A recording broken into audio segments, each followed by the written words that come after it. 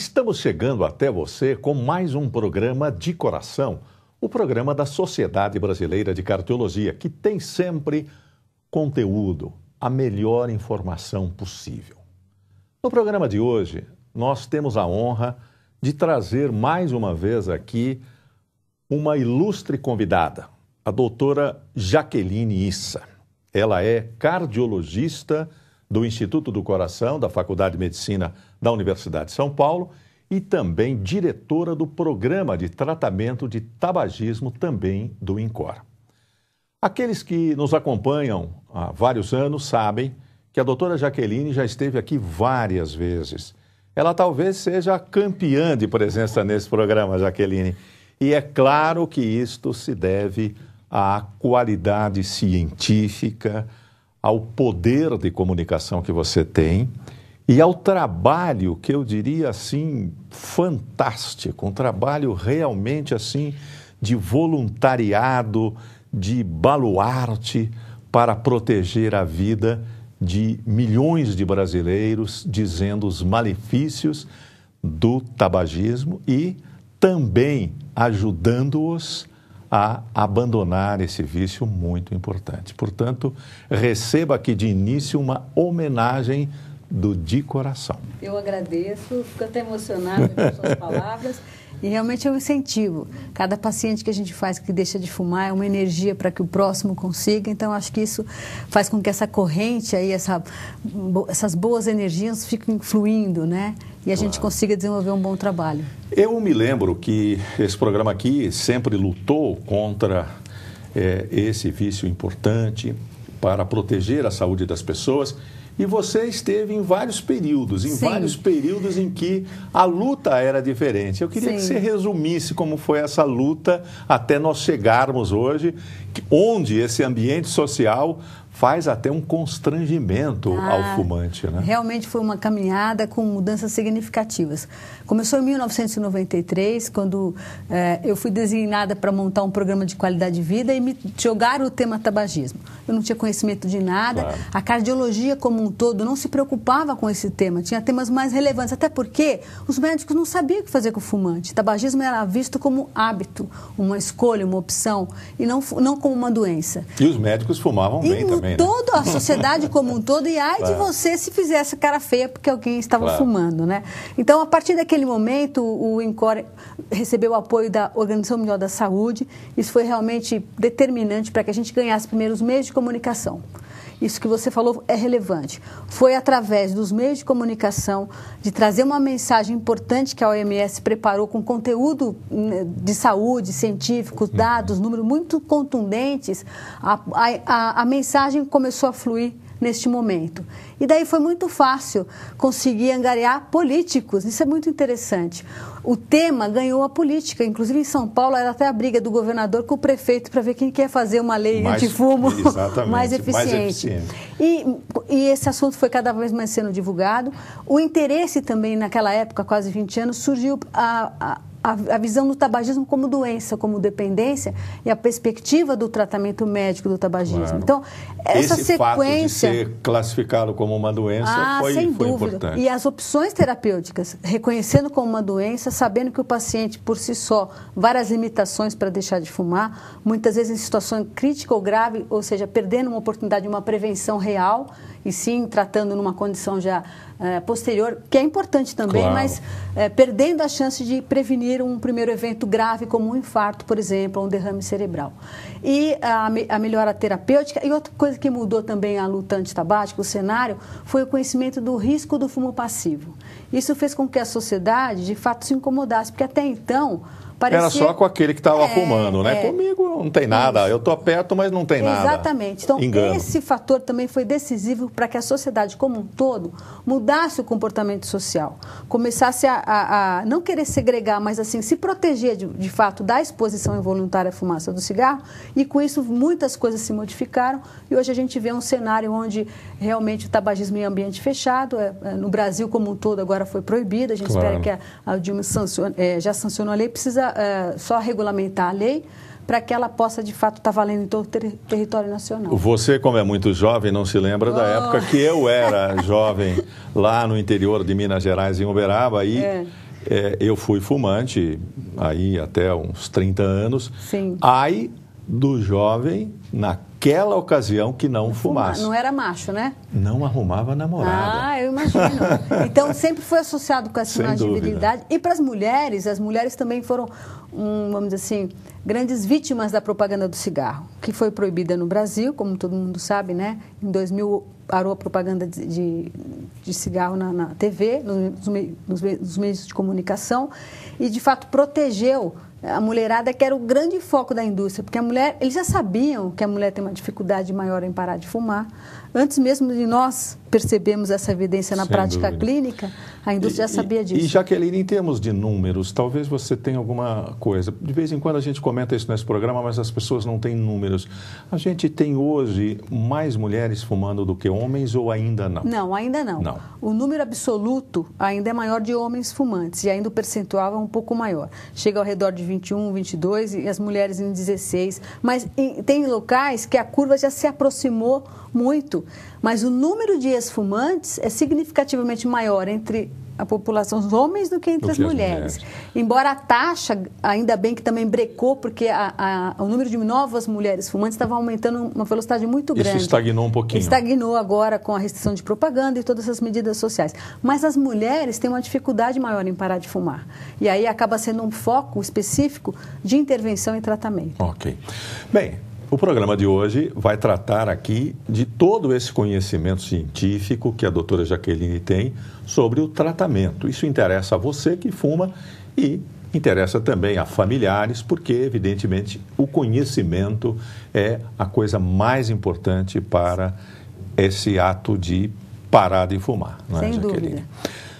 Antes da gente tocar no tratamento, eu só queria a sua opinião sobre mais um pequeno detalhe desta recordação que estamos fazendo em todos esses aspectos de evolução nessa luta que aconteceu no Brasil.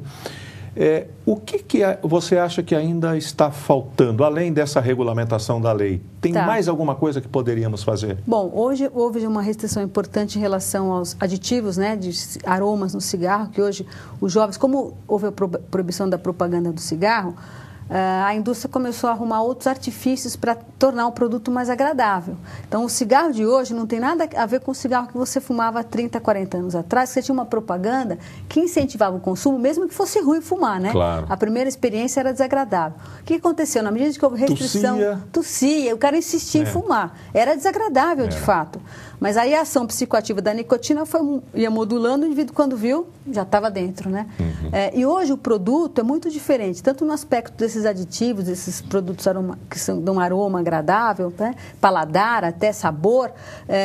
Isso impressiona muito aos jovens e era determinante para a iniciação. Jovem quer experimentar tudo, ainda mais alguma coisa que cheira bem, e aparece agora, com a legal, proibição né? disso, isso ajudou A gente muito, imagina que vai reduzir a taxa de jovens iniciantes, que chega, nos Estados Unidos, por exemplo, ela é preocupante, está estagnada. E outra coisa importante é ponto de venda. Acho que isso ainda precisa ser regulamentado. Onde vai ser vendido? É em tabacaria, em qualquer lugar, é banca de jornal, é posto de gasolina. Então, talvez o ponto de venda precisa restringir ser talvez sofrer uma regulamentação para também tornar a lei, tornar as medidas como um todo mais abrangentes. E tratamento. Acho que o grande foco é melhorar o tratamento. Vamos entrar nisso agora. Existe possibilidade de tratar, eu diria até diferentemente, existem pessoas que não conseguem parar de fumar? Olha, eu não diria que não consegue. Existe um grupo altamente resistente, em que muitas vezes a abordagem tem que ser mais intensiva, o uso de medicamentos tem que ser mais adequado. Existem subgrupos de população que têm essa característica. E muitas vezes se restringe a um grupo de pacientes com doenças psiquiátricas associadas. Então, esquizofrenia, e talvez desvendando melhor o mecanismo da própria doença, como hoje está evoluindo bastante, a farmacogenética, né? O entendimento genético da dependência à nicotina, talvez surjam opções terapêuticas para esse grupo altamente resistente, que é um subgrupo, mas que a grande maioria das pessoas se beneficiam do que já existe aqui. Muitas vezes essa situação é restrita a um grupo menor. Bem, no meu caso foi assim, eu tinha conhecimento de que aquilo realmente fazia mal e eu fui fazendo um desmame, que alguma ocasião aconteceu, né? Eu fui espaçando os cigarros, até que um determinado dia eu falei, é hoje. Sim. E depois de uns anos tentei colocar um cigarro na boca, mas olha, não deu. A tontura que aconteceu, graças a Deus, fez com que eu não voltasse e não voltei. E hoje, há muitos anos, eu já sou considerado de baixo risco. Porque já passou os 20 anos de aniversário. Não vou contar aqui. É igual a ex-fumante, é igual a não fumante. Mas diga, vamos voltar nas pessoas normais. Quer dizer, aquele fumante que não tem esses problemas psicológicos. Quer dizer, dê a dica para que ele possa começar a pensar nessa possibilidade. Eu acho assim, quando você fala de tabagismo, você tem que entender de quem você está falando. Se é um indivíduo que tem dependência alta, moderada ou importante. Ok. Os pacientes com dependência moderada elevada são aqueles que precisam e necessitam do tratamento médico. Por quê? Porque a intervenção vai ser feita de forma que permita com que ele deixe de fumar, sem que algo grave lhe aconteça, que muitas vezes é o maior fator de motivação. Então, nós estamos falando de uma intervenção aí de alguém que tem 30, 40 anos, que ainda não adoeceu, claro, que é o momento ideal de parar de fumar, e que muitas vezes, por conta própria, esperando essa tal força de vontade, ela nunca vem. Ou o desconforto gerado pelos sintomas de abstinência é tão grande que o indivíduo prefere ficar como está e vai empurrando com a barriga. Como que o fumante percebe o seu grau de dependência? Consumo de cigarros. Fumantes de mais de 20 cigarros, pode ser que tenham um alto grau de dependência. Pode ser que não, mas em geral, por dia. Mais de 20 cigarros, mais de um maço por dia, tem alta dependência. Pessoas que a privação, mesmo que por horas, vai fazer um voo, vai fazer um exame médico, tem restrição de fumar, começam a ficar irritados, incomodados, isso é um indicativo que esse indivíduo vai se beneficiar de um tratamento específico para parar de fumar. Porque a intervenção precoce permite que o indivíduo não sofra e, ao não sofrer, ele perpetue a decisão de se manter sem fumar e possa se adaptar. Porque não é só parar de fumar, tem que parar e se manter, porque senão as recaídas são frequentes, o ganho de peso é outra coisa que assusta. Então, número de cigarros fumados é importante, comportamento do fumante. Que momentos que ele percebe que ele necessita fumar. Fumantes exclusivos do prazer, aquela pessoa que bebe em festa, balada, tomando chopp, aquelas coisas, né? Depois da refeição, exclusivamente nesse horário tem necessidade de fumar, geralmente são pessoas com baixa dependência. Baixa dependência. Eu vou pedir licença a você para nós fazermos um intervalo e voltar nesse assunto que é muito importante nessa classificação. Voltamos já, não saia daí.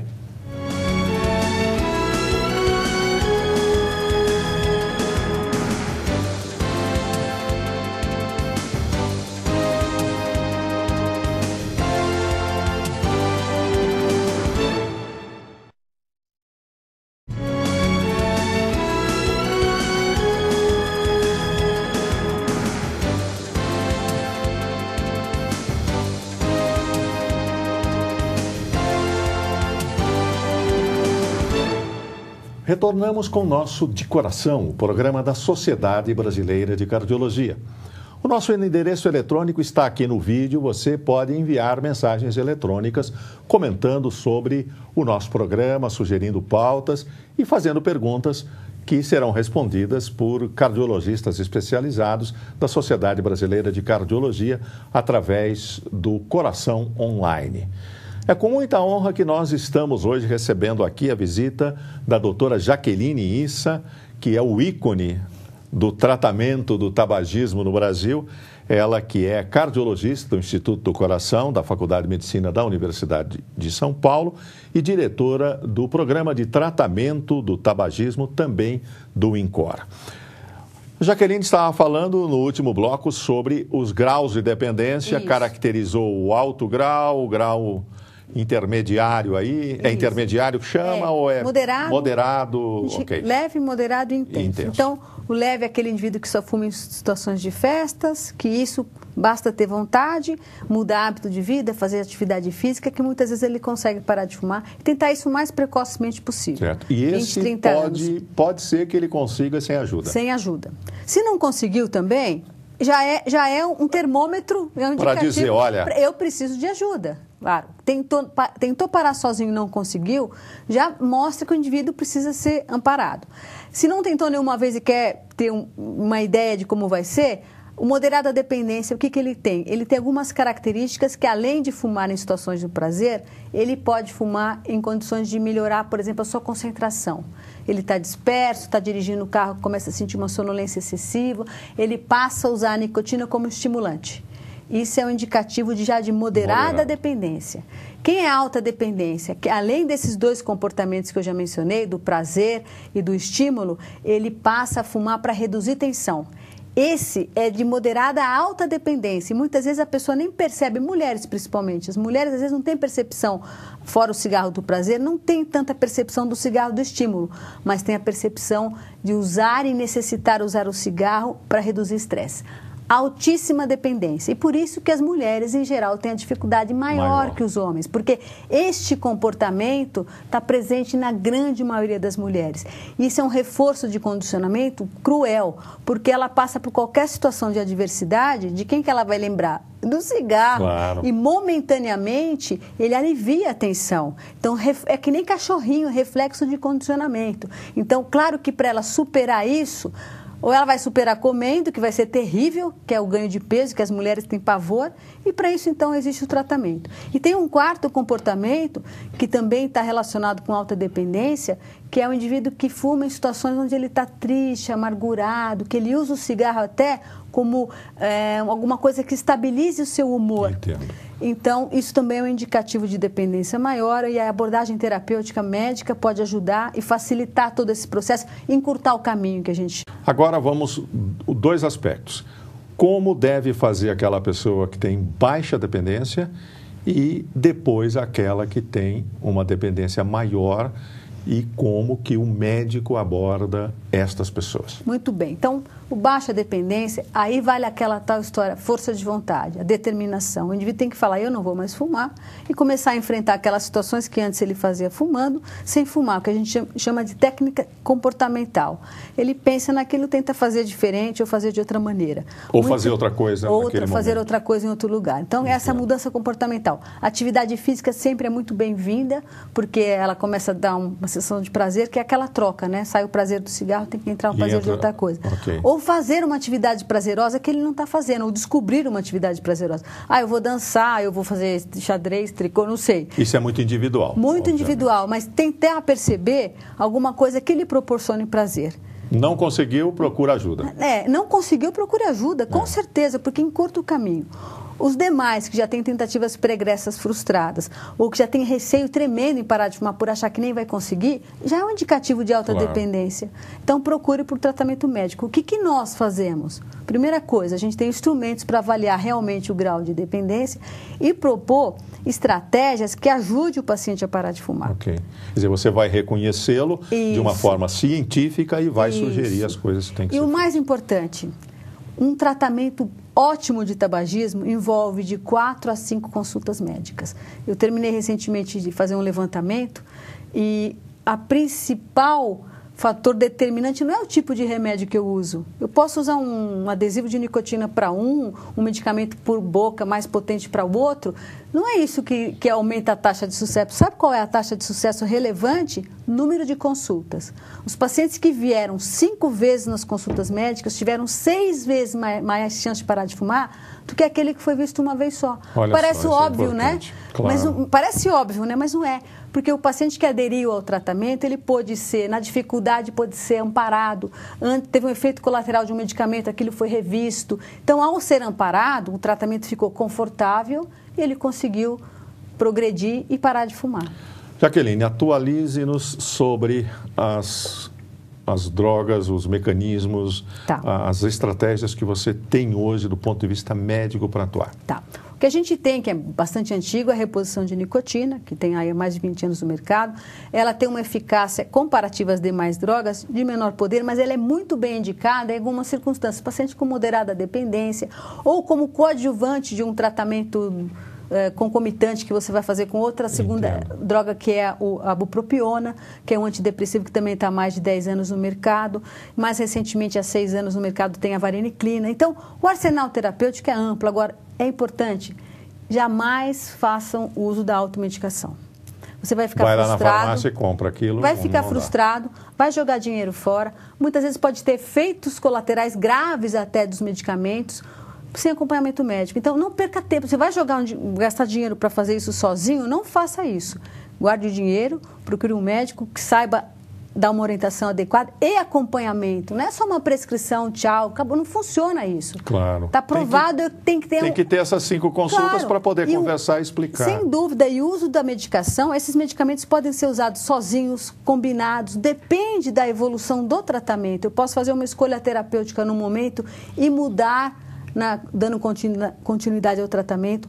Outro medicamento que é importante no nosso cotidiano de drogas que ajudam as pessoas a parar de fumar é o uso concomitante de antidepressivos. Muitas vezes os pacientes desencadeiam um quadro depressivo. Não é que o antidepressivo vai atuar como medicação antitabaco, não. Mas ela muitas vezes dá um suporte para que a gente possa tratar com os medicamentos antitabaco o paciente. Outra coisa importante, não é o medicamento que faz ninguém parar de fumar.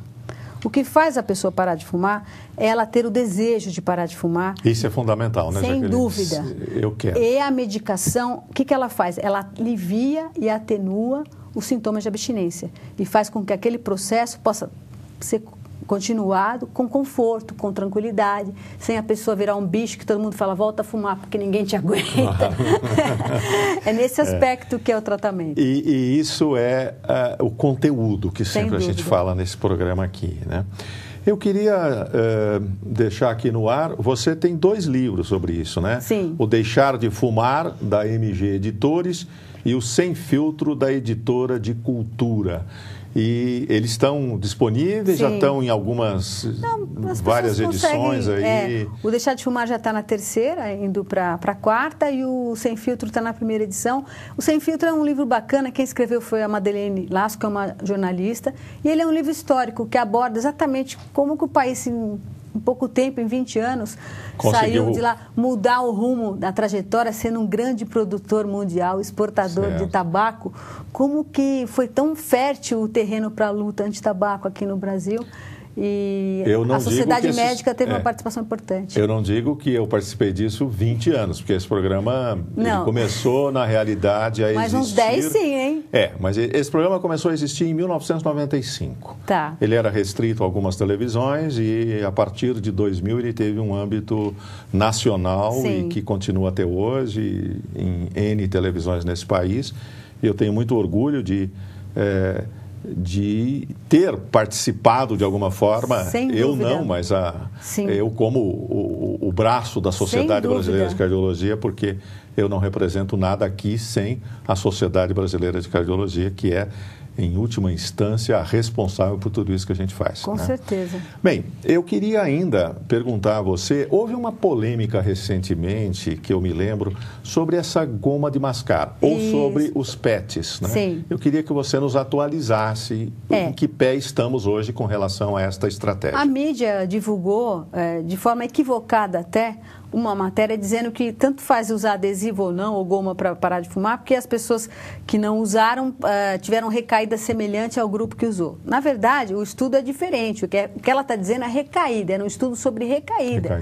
Recaída é um processo, por isso que eu falei, o tratamento ele tem começo, tem meio e tem fim.